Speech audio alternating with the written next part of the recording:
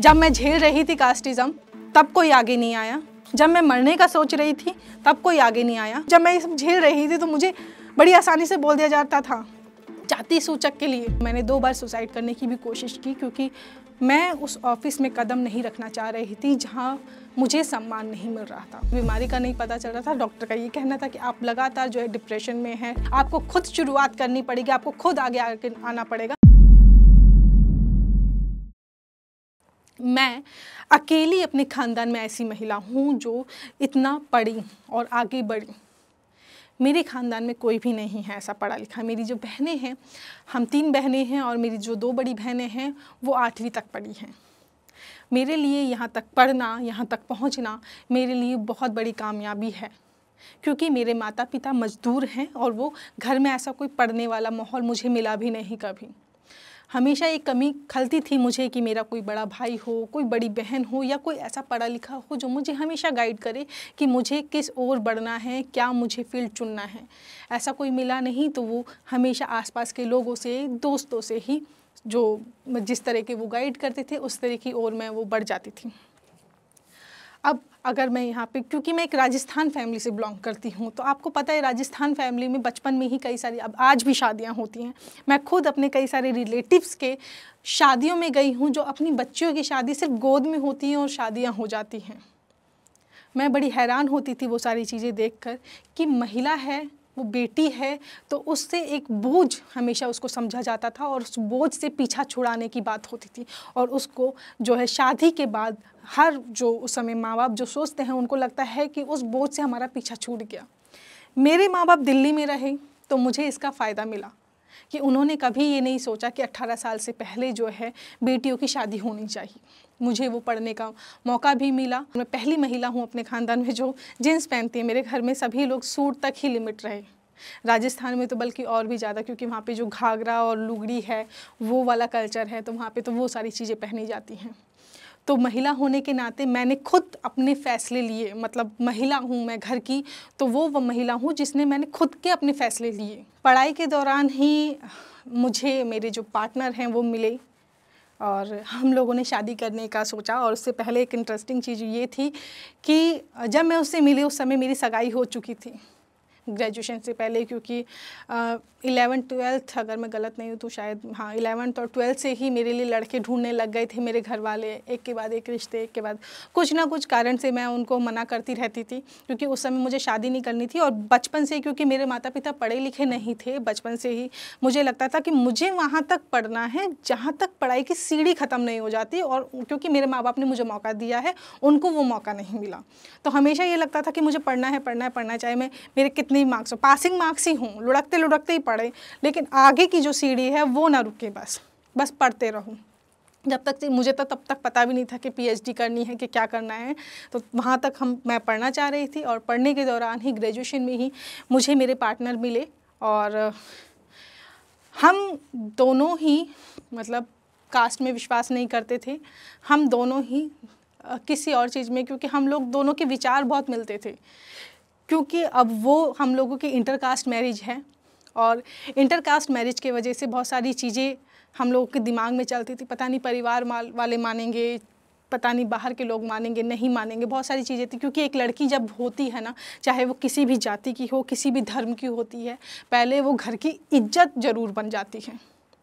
तो उसकी शादी कभी भी कोई भी माँ बाप जल्दी से ये नहीं चाहता कि उनकी मर्ज़ी के अगेंस्ट हो। जब शादी का फ़ैसला मैंने खुद लिया तो उसमें बहुत सारी चीज़ें हुए। लगभग हमें 10 साल लगे, 10 साल अपने घर वालों को मनाने के लिए। और वो एक अलग ही एक था, क्योंकि हम लोगों की इंटरकास्ट मैरिज थी। तो खैर शादी तो हमारी हो गई, क्योंकि मैं जिस समय नौकरी कर रही थी उस समय जो मैं झेल रही थी एक दलित महिला के होने की वजह से, वो पूरा जो कास्टिज़म झेल रही थी वहाँ पर, उस समय मैं इतना बीमार हो गई थी कि बीमारी की वजह से मैं एकदम बहुत पतली हो गई थी। उसकी तस्वीर अगर आप देखेंगे तो आप विश्वास नहीं कर पाएंगे कि ये वही मीना कोटवाल है जो आज हमारे सामने खड़ी है। मैं इस तरह हो गई थी क्योंकि वहाँ पे जो मैं झेल रही थी उस समय डिप्रेशन में चली गई थी। मैं कभी भी मतलब सर की दर्द की दवाई नहीं खाती थी और वहाँ पर मुझे डिप्रेशन की दवाइयाँ खानी पड़ी, क्योंकि वहाँ पूरे जो न्यूज़ रूम था, पूरा जो हिंदी न्यूज़ रूम था, उस न्यूज़ रूम में मैं अकेली दलित महिला थी और वो सब मुझे लगातार झेलना पड़ रहा था। वो जो कास्टिज़म है, जो अलग तरह का व्यवहार है, ऐसा लगता था जैसे वहाँ पे आप एक अलग ही प्लेनेट से आ गए हैं, आप वहाँ पे एक अलग ही दुनिया से आ गए, उनसे अलग है, आपको इग्नोर किया जाएगा, आपकी स्टोरीज़ नहीं ली जाएंगी, आपको कोई काम ढंग का नहीं दिया जाएगा, आप कुछ करेंगे अच्छा भी तो भी उस पर कोई बात नहीं करना चाहेगा। बाहर जो है न्यूज़ रूम से बाहर की दुनिया वाले आपकी बहुत तारीफ़ करेंगे, काम के लोग के अवार्ड्स भी आपको मिलेंगे, लेकिन वहाँ नहीं मिलेंगे, सिर्फ़ और सिर्फ आपकी कास्ट की वजह से।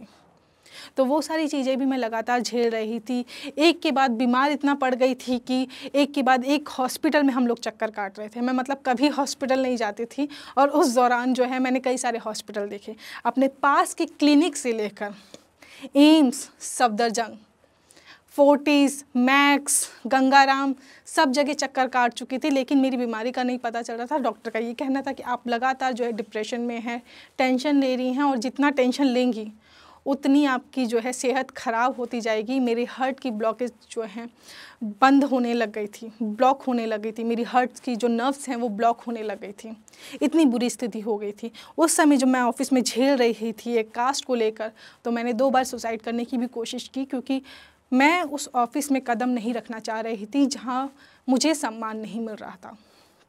मैं वहाँ जाने से बहुत डरती थी।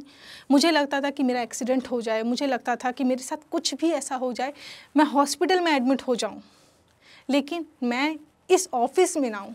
क्यों? क्योंकि वहाँ पे जो व्यवहार होता था मेरे साथ वो बिल्कुल भी मैं एक्सेप्ट नहीं कर पा रही थी, बिल्कुल भी उसको मैं समझ नहीं पा रही थी। इतना बीमार मैं हो गई थी, तो घर वालों को ये सारी चीज़ें मेरी पता ही नहीं थी कि मैं क्या फ़ील कर रही हूँ, क्या महसूस कर रही हूँ, किस वजह से इतना बीमार हूँ, किस वजह से उनकी बेटी लगातार हॉस्पिटल्स के चक्कर काटे जा रही है, किस वजह से उसको सांस लेने में दिक्कतें हो रही है। तो एक बार तो ऐसा हुआ था कि मैं बाथरूम में गई, सुबह सुबह ऑफिस जाना था और बाथरूम में गई और बैठने के बाद उठ ही नहीं पाई। मतलब उठने के लिए मुझे चिल्लाना पड़ा, क्योंकि उठने के लिए जो मतलब आपको प्रेशर लगाना पड़ता है या आपको सांस लेनी पड़ती है, वो सांस ही नहीं ले पा रही थी, इतनी मुश्किल हो गई थी। तो घर वाले बहुत डर गए थे उसको लेके। उनको लगा कि शायद जो है शादी नहीं हो रही है, शायद जिससे शादी करना चाह रही है उसकी वजह से मैं बीमार पड़ रही हूँ।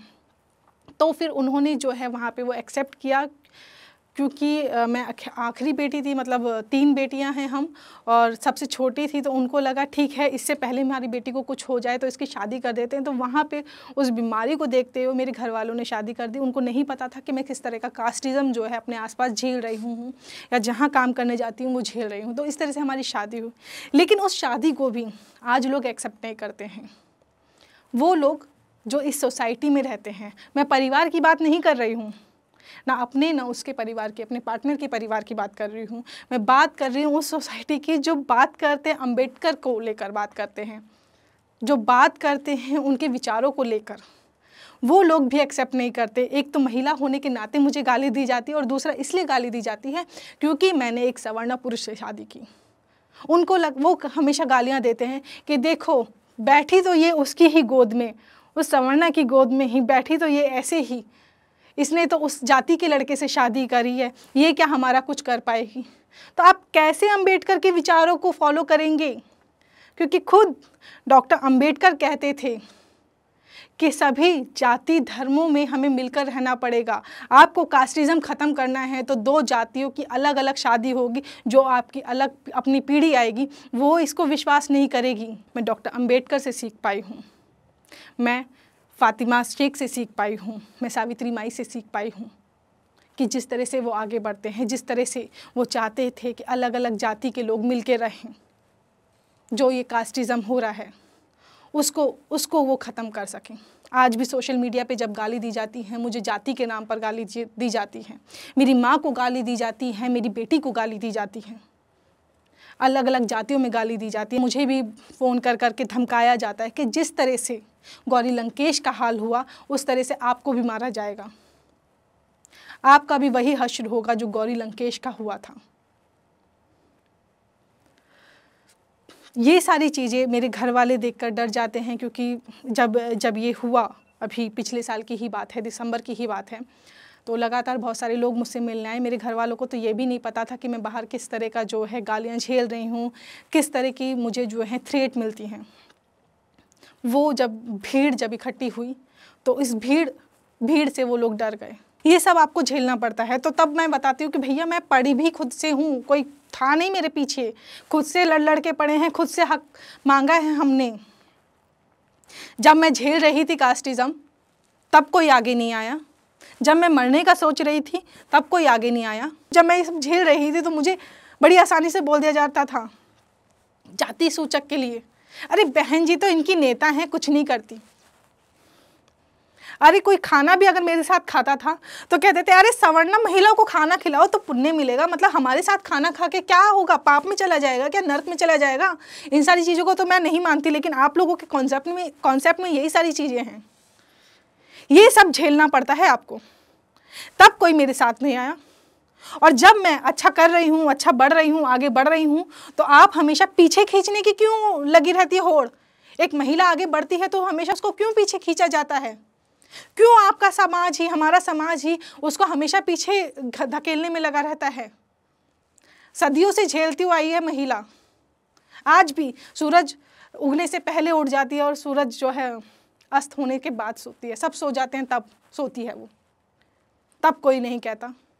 महिलाओं को हमेशा दरकिनार किया जाता है। दलित महिलाएं तो बहुत आखिरी पायदान पे हैं, शायद उन तक तो किसी की आंखें भी नहीं पहुंचती होंगी, नज़र भी नहीं पहुंचती होंगी। इसीलिए हम सबको, क्योंकि हम लोग झेले हुए हैं सभी लोग, कोई महिला के नाते तो कोई किसी और के नाते, तो हम एक साथ होना चाहिए, हमें एक साथ बात करनी चाहिए, एक साथ आगे बढ़ना चाहिए। हर एक आम महिला को आज आवाज़ उठाना बहुत ज़रूरी है, क्योंकि वो नहीं बोलेगी तो उसके लिए कोई और नहीं बोलेगा, कोई तीसरा नहीं आएगा आपके लिए बोलने के लिए। आपको खुद शुरुआत करनी पड़ेगी, आपको खुद आगे आना पड़ेगा, तभी कोई दूसरा आपके लिए हक की आवाज़ उठाएगा। तो इसीलिए अपनी आवाज़ बुलंद कीजिए, घर से शुरुआत कीजिए, बाहर तक पहुंचिए, लेकिन अपनी आवाज़ बुलंद कीजिए और बोलिए, क्योंकि बिना बोले तो कुछ नहीं मिलता इस देश में, इस दुनिया में कुछ भी नहीं। ऐसे ही चले जाओगे झेलते हुए। तो जो लोग कहते हैं कि हाँ मेरे पीछे कोई खड़ा है, हाँ खड़ा है, मेरा पार्टनर, मेरी बेटी, मेरे पेरेंट्स, सब लोग खड़े हैं मेरे पीछे। वो लोग मेरा साथ देते हैं, उनको लगता है कि मैं एकदम सही दिशा में हूँ, क्योंकि मैं वहीं चोट कर रही हूँ जहाँ सामने वाले को लग रही है, जो सदियों से झेल रहा है, जिसने सदियों से अत्याचार किया है, उसको मैं चोट कर रही हूँ।